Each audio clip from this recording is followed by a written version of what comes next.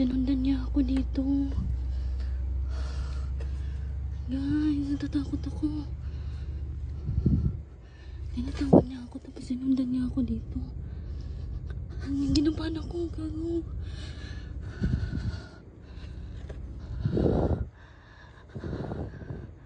Ginabahan ako talaga, as in. Ang laki. Yung mata niya, para siyang dumidilat sa akin. Kanina tinatawag niya ako. Tapos tumakbo ako dito sa ano. Sabi niya, mate, mate. Sabi niya sa akin. Tapos yung mata niya, gago, kinabahan ako. Sabi ko siya dito sa akin kanina. Nandito siya kanina. Ayun na naman siya, ayan siya.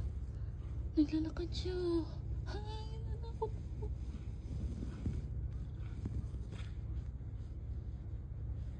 Ayun siya. Ayun siya. Doon siya, guys.